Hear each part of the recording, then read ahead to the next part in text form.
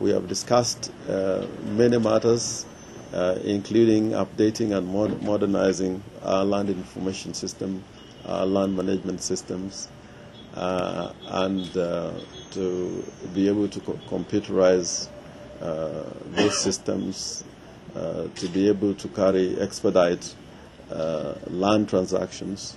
And all this, we look forward to some engagement with the United States government in areas where they can give assistance. And that assistance has been coming. In fact, the dossier that I was given from the United States government on land and land reform has been very useful even to me as a background paper and information. I also want to assure the public in your presence here that we are not going to undermine title deeds. Title deeds are legal instruments.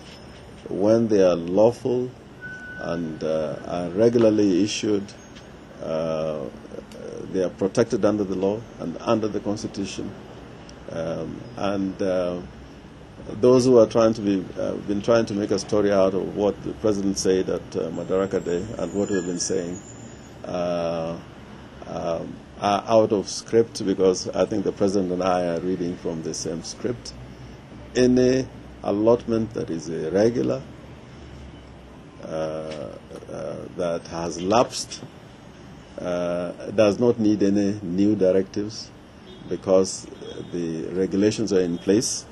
For example, if I can use like a letter of allotment like the one I have before me, which was given in 1998, and the allottee has not paid for it since 1998, and the letter of allotment says the letter of allotment lapses within 30 days.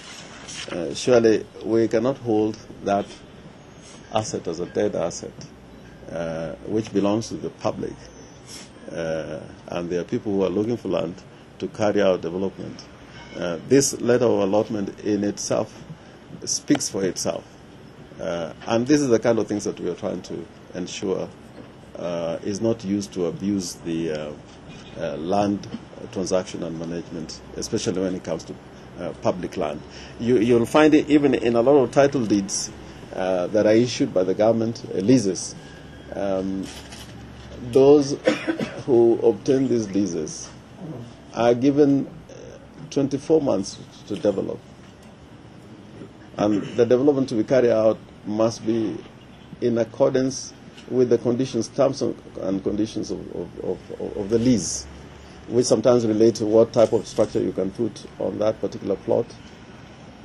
It has something to do with the environment and the bylaws of local authorities. And these leases speak for themselves, that if you flout any of those conditions, that land automatically reverses back to the government. And we were not saying anything new, other than to ensure that these processes now will be undertaken in a transparent and an accountable manner. And for that, we make no apologies. We are going to look forward and not backwards. And that also goes for title deeds which have been issued irregularly. Some of them which are being investigated by the Kenya Anti-Corruption Authority or by the police. Those type of title deeds will not allow any transactions. Even before I came here, in respect to some of those titles, already the Commission of Lands had put an embargo on transactions, including some of those mentioned in the Ndungu report. So we do not want a picture to come out there that we are going to relax any of these conditions. The rule of law demands that we must apply the law.